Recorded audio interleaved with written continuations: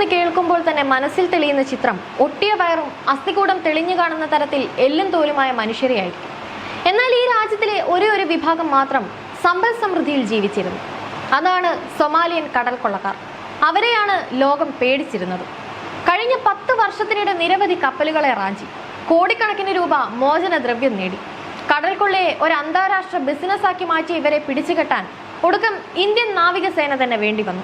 കഴിഞ്ഞ ദിവസമായിരുന്നു അറബിക്കടലിൽ സൊമാലിയൻ തീരത്ത് നിന്ന് കടൽ കൊള്ളക്കാർ റാഞ്ചിയ ചരക്കു കപ്പലിലെ ഇന്ത്യക്കാരടക്കമുള്ള ജീവനക്കാരെ ഇന്ത്യൻ നേവി അതിസാഹസികമായി രക്ഷിച്ചത്.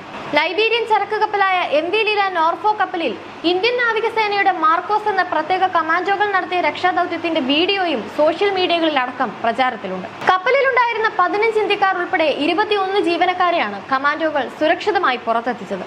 അങ്ങനെ പട്ടിണി രാഷ്ട്രമായ സൊമാലിയയിലെ ലാഭകരമായ ഒരേ ബിസിനസ്സിനാണ് ഇന്ത്യൻ നേവി ഇതോടെ അന്ത്യം കുറിച്ചത്.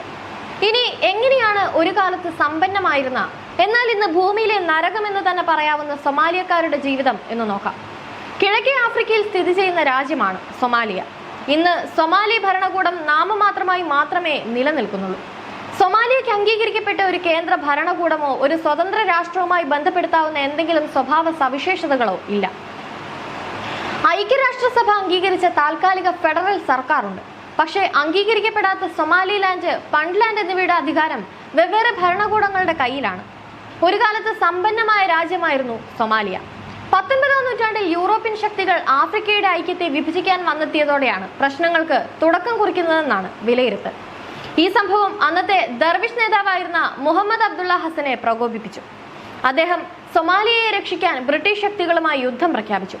ഏറെ യുദ്ധങ്ങൾക്കൊടുവിൽ ദർവിഷ് ബ്രിട്ടന് മുന്നിൽ കീഴടങ്ങി. എന്നാൽ പിന്നീട് കാണുന്നത് ഇറ്റാലിയൻ ശക്തികൾ സൊമാലിയയെ ലക്ഷ്യമിടുന്നതാണ്.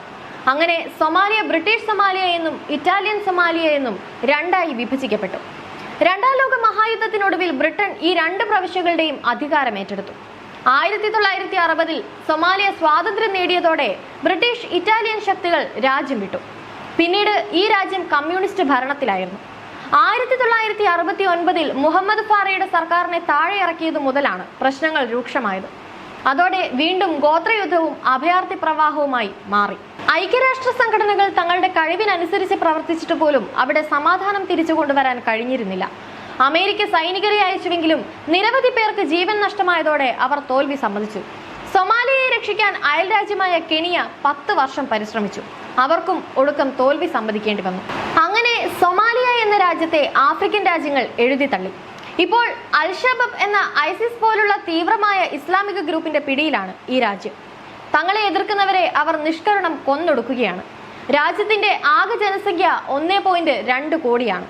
ഇതിൽ 10 ലക്ഷം പേർക്ക് അടിയന്തര ഭക്ഷ്യസഹായം ആവശ്യമാണ്. എന്നാൽ വിശക്കുന്ന ആ രാജ്യത്തിലേക്ക് പക്ഷേ കോടികളുടെ ആയുധങ്ങളാണ് എത്തുന്നത്. ഇന്ന് ലക്ഷക്കണക്കിന് സൊമാലിയക്കാർ ദാരിദ്ര്യം മൂലം പലായനം ചെയ്യുന്നു. പട്ടിണി മരണങ്ങൾ സംഭവിക്കുന്നു.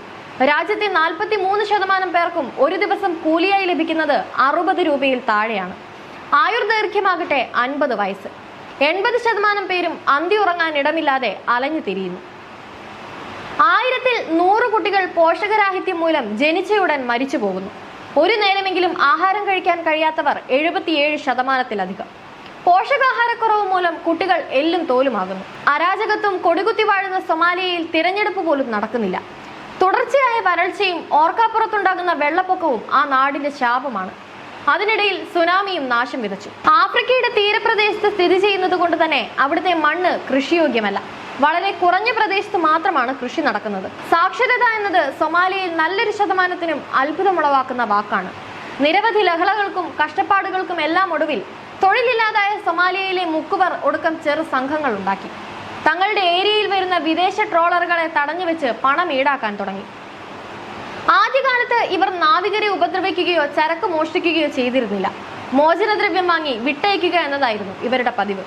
എന്നാൽ ഇതൊരു ലാഭമുള്ള ബിസിനസ് ആണെന്ന് മനസ്സിലാക്കിയ ചിലർ ആയുധങ്ങളും പണവും നൽകി പ്രാദേശിക സംഘങ്ങളെ വളർത്താൻ ശ്രമിച്ചതിന്റെ ഫലമാണ് ഇന്ന് കാണുന്ന സൊമാലിയൻ കടൽ കൊള്ളക്കാർ.